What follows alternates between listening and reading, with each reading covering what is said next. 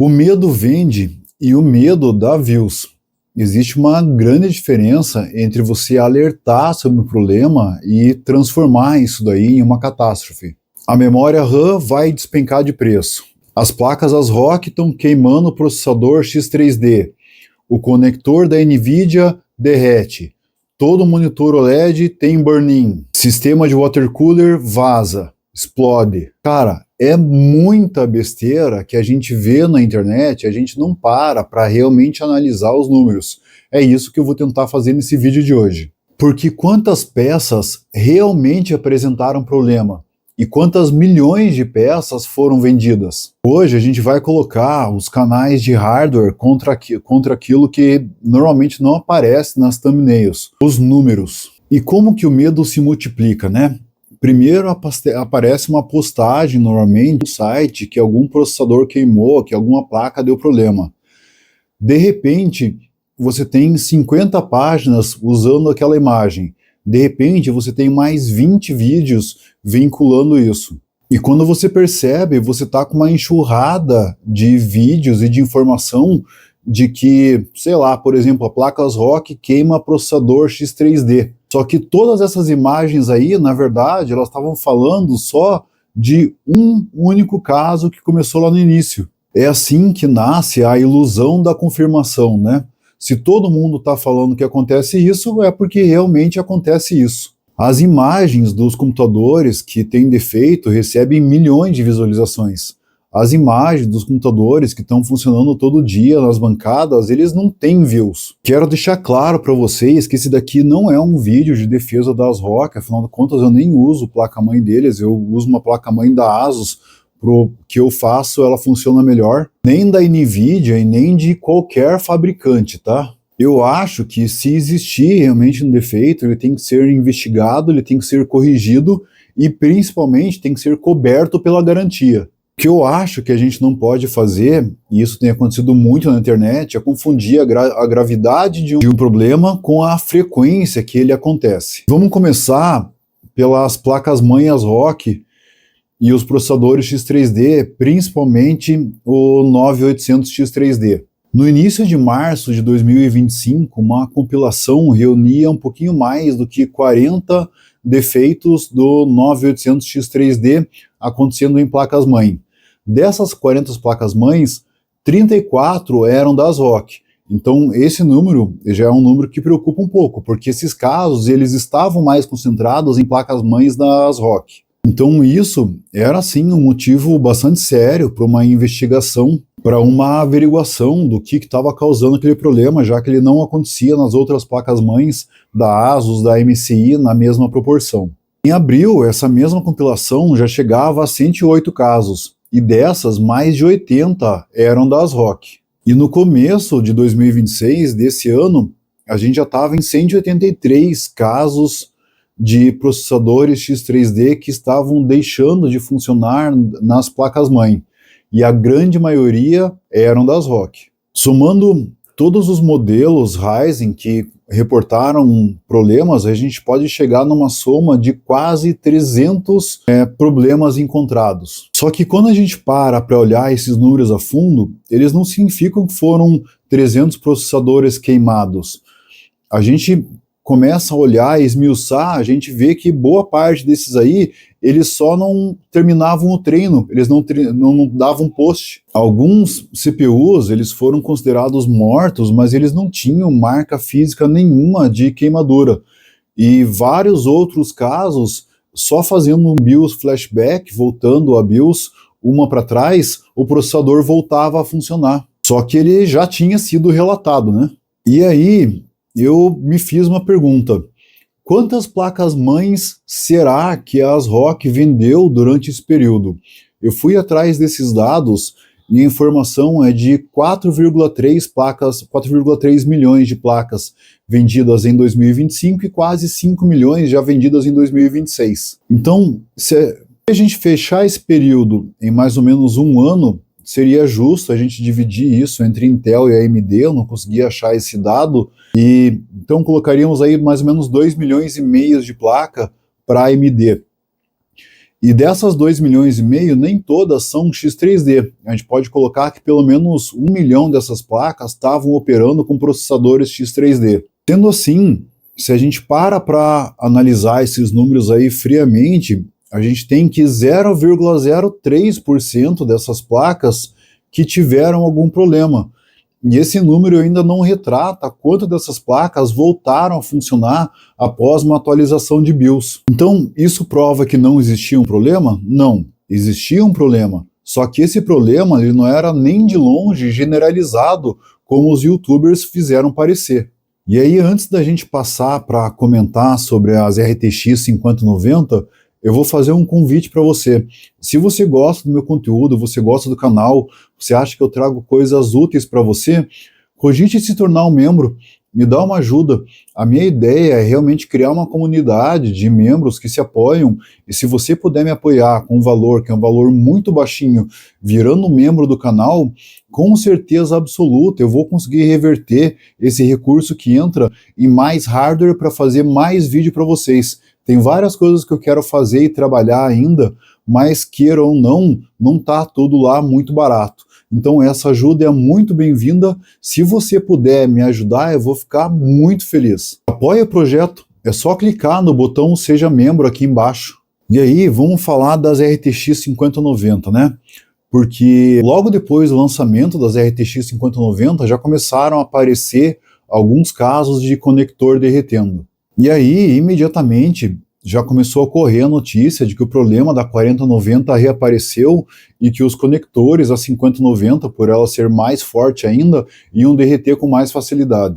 Mas aí eu fui pesquisar, fui atrás de saber quantos casos que realmente existiam. Até abril de 2025, o Megathread dedicado às placas 50XX, eles tinham o gigante número de 6 casos documentados. 6 casos. 5 eram 5090 e uma era uma 5080. Outros casos acabaram aparecendo depois. Em fevereiro de 2026, a gente já somava um total de 30 casos. 30 casos no mundo inteiro. Agora, vamos tentar comparar isso com a base dessas RTX aí instaladas. E aí, para isso, eu pesquisei, mas a NVIDIA não divulga os números exatos de quanto que ela vendeu de cada placa-mãe, de cada série. Então, o que eu fiz? Eu entrei lá na Steam, porque na Steam a gente tem o percentual das placas de vídeo que a turma está usando. E em junho de 2026, a RTX 5090 aparecia em 0,41% dos computadores. E isso dos computadores que constam lá na base da Steam. E eu nem estou colocando a 5080 junto na conta. Então, 30 casos em 500 mil RTX 5090 de derretimento realmente do cabo. Isso corresponde a quanto? Isso corresponde a 0,006% de todas as placas vendidas. Claro que o número pode ser um pouco maior, porque nem todo mundo relata publicamente quando ele acontece. Mas o fato é, o número real ele não é tão grande assim. E eu concordo que esse cabo da RTX 5090 ele foi mal construído. Ali a gente precisava de 2 conectores para dividir toda essa quantidade de energia que passa por ali, já que eles insistiram em manter o mesmo modelo de cabo. E realmente, depois de todas essas thumbnails que fizeram o terror pra gente, falando que todos os cabos da 5090 derretiam, esse cabo ele virou uma preocupação. A gente passa a monitorar ele e ele realmente esquenta. Mas aqui no meu sistema eu uso uma RTX 5090 e eu fiz uma troca de BIOS nela e jogo 860, 900 watts e apesar do conector esquentar um pouco, ele está longe de derreter. Por toda essa preocupação criada, eu monitoro essa temperatura do cabo. Só que até agora não derreteu. E para ser bem sincero com vocês, eu participo de um monte de grupo de hardware, grupo de overclock, grupo de water cooler. Eu não consigo me lembrar de alguém que tenha me dito que derreteu o cabo da 5090. E outra ainda, quando eles foram averiguar o porquê que esses cabos estavam derretendo, a grande maioria constatada foi por mau encaixe do cabo. É uma falha do produto? No meu entender, é uma falha do produto sim. Se existe a chance de você encaixar mal o cabo ali para que ele derreta ao invés de somente não funcionar, isso é um problema que deveria ser corrigido. Mas não é nem de longe todo o terrorismo que colocaram dizendo que os conectores da RTX 5090 derretem. Não é bem assim.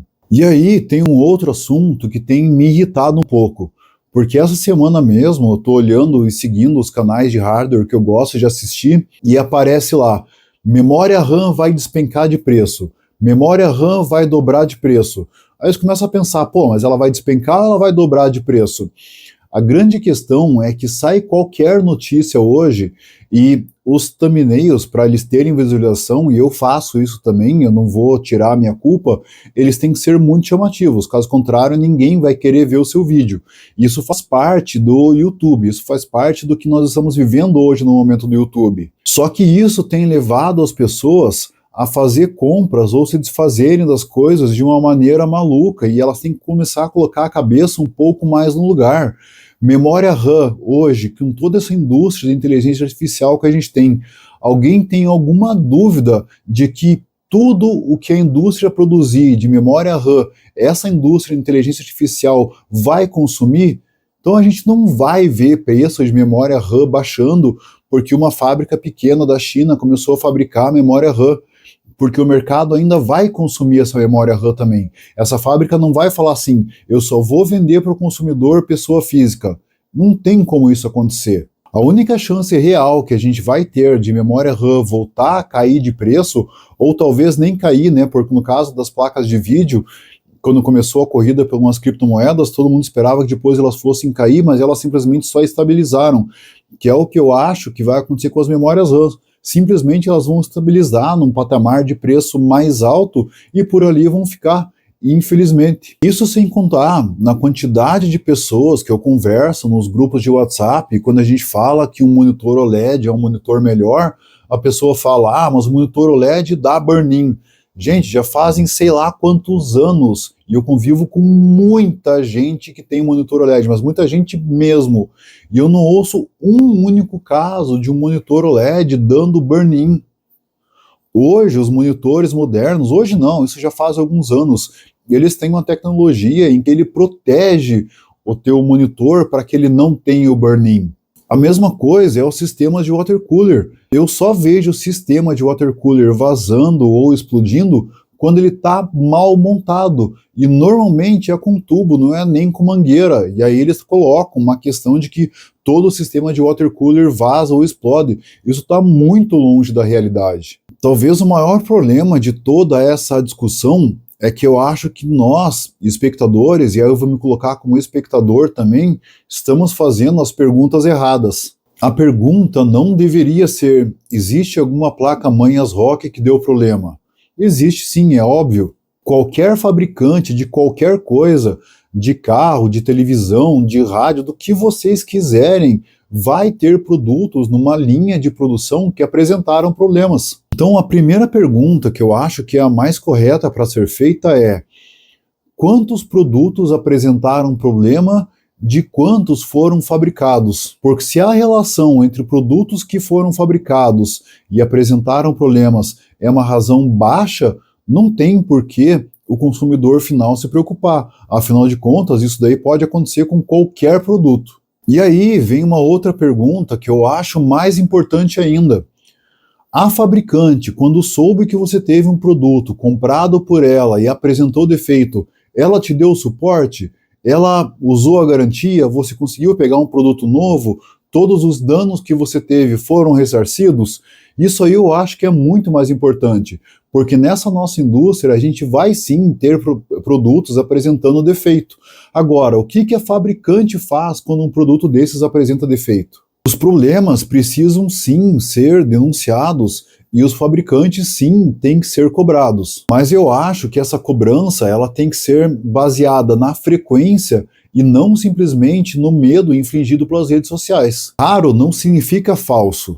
Grave não significa frequente. E relato não é taxa de falha. O verdadeiro teste de um fabricante não é ele produzir peças em que nenhuma da linha produção apresente defeito. Isso é impossível, sempre vai existir. O verdadeiro teste é saber o que o fabricante faz quando algum produto da linha dele apresenta defeito.